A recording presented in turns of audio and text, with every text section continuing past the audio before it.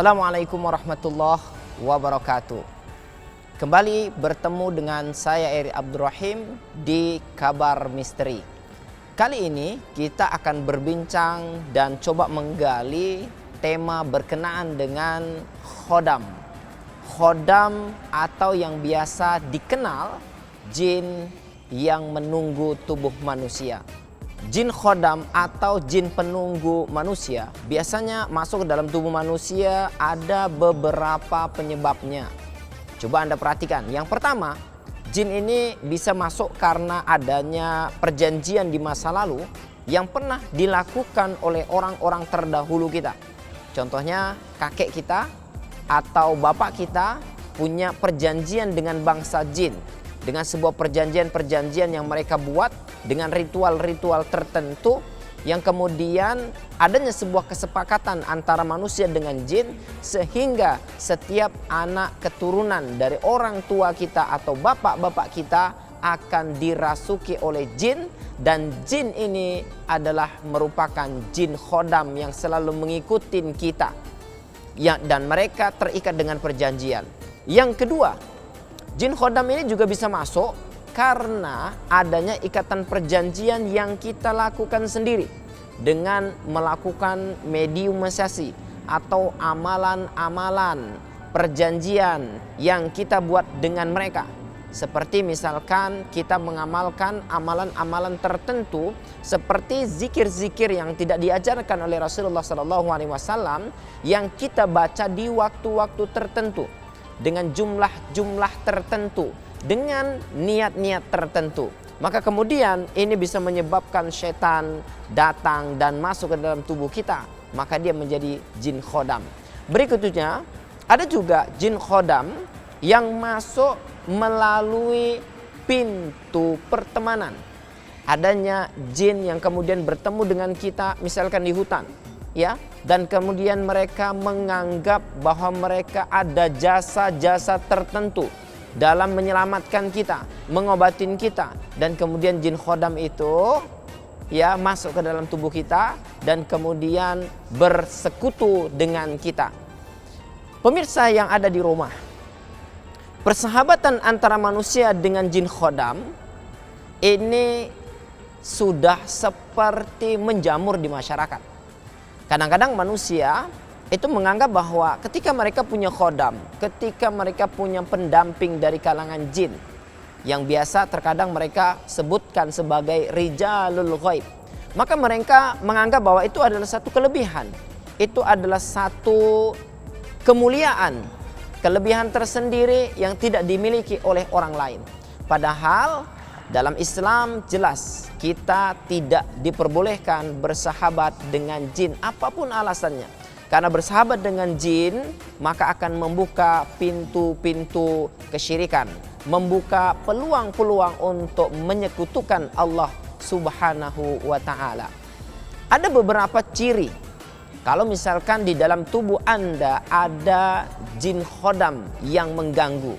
Yang pertama, Anda bisa lihat dari mimpi-mimpi yang menunjukkan bahwa Anda terindikasi terkena gangguan jin khodam. Yang pertama, orang yang dalam tubuhnya ada jin khodam biasanya selalu mimpi berada di pulau, mimpi berada di tempat-tempat yang kosong, mimpi seolah-olah ada di kampung, dan di kampung itu adalah kampung jin, dan kemudian bersahabat dengan mereka semua. Begitu juga orang yang di dalam tubuhnya ada jin khodam, salah satu indikasinya adalah selalu mimpi jumpa binatang-binatang yang buas seperti harimau, kemudian buaya, tapi tidak ketakutan alias seperti bersahabat. Kemudian yang kelima, perhatikan mimpi. Jika Anda selalu mimpi bertemu dengan orang-orang yang sudah meninggal dan mereka seolah-olah memberikan nasihat-nasihat tertentu, seperti memberikan amalan-amalan tertentu yang awalnya amalan itu sesuai dengan apa yang diajarkan oleh Rasulullah SAW, tapi lambat kelambatan ya, maka dia akan menjerumuskan kita untuk melakukan hal-hal yang diharamkan oleh Allah Subhanahu wa Ta'ala. Makanya jangan pernah kita tertipu dengan tipu muslihat dari kalangan jin, karena tidak ada jin yang kemudian mau bersahabat dengan manusia kecuali dengan embel-embel kemusyrikan atau embel-embel perbuatan kufur dan munkar yang tidak diridhoi oleh Allah Subhanahu wa Ta'ala. Kemudian yang lainnya, ciri-ciri orang yang ada di dalam tubuhnya khodam pendamping adalah biasanya mereka sensitif terhadap hal-hal yang gaib. Ketika dia masuk ke dalam tempat-tempat yang angker, yang dianggap banyak jinnya atau banyak penunggunya, maka dia merasakan keberadaan mereka, atau bahkan bisa melihat jin, ya, atau bahkan bisa berdialog dengan makhluk halus, atau bahkan ada orang-orang tertentu yang seolah-olah dia bisa melihat masa lalu kita dan bisa melihat masa depan kita. Dan orang seperti ini terindikasi di dalam tubuhnya ada khodam tertentu. Kemudian ada juga yang gangguan itu masuk ke dalam tubuh manusia dan kemudian mengajarkan ilmu-ilmu tertentu. Seperti misalkan dia punya keahlian mengurut atau memijat atau mengobatin tanpa belajar, tapi dia mendapatkan seperti ilham, atau dia mendapatkan pelajaran melalui mimpi yang kemudian semakin dia asah, semakin dia berkhasiat dalam melakukan pengobatan.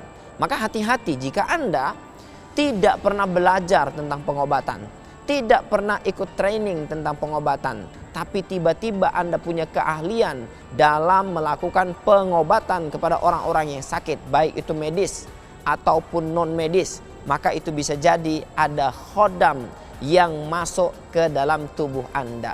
Dampaknya apa? Ada beberapa dampak ketika khodam masuk ke dalam tubuh kita. Karena setiap jin masuk ke dalam tubuh manusia, maka dia pasti punya embel-embel atau meminta bayaran. Salah satu dampak jika di dalam tubuh kita ada khodam, maka kita akan merasakan selalu sakit-sakitan. Seperti sakit di kepala, sesak di dada, sakit di perut, dan sakit di pundak belakang. Orang yang punya khodam di dalam tubuhnya biasanya amarahnya tidak terkendali, gampang stres, gampang depresi, dan mudah putus asa. Hati-hati jika ini terjadi, maka segeralah bertobat kepada Allah Subhanahu wa Ta'ala dan kemudian putuskan ikatan dengan khodam agar kemudian Anda dimudahkan untuk sembuh oleh Allah Subhanahu wa Ta'ala. Pemirsa di rumah, jangan kemana-mana, tetap bersama saya Eri Abdul Rahim di Kabar Misteri. Karena setelah ini kita akan berbincang sebuah tema yang lebih menarik lagi insya Allah, agar membuka wawasan kita tentang hal-hal yang gaib.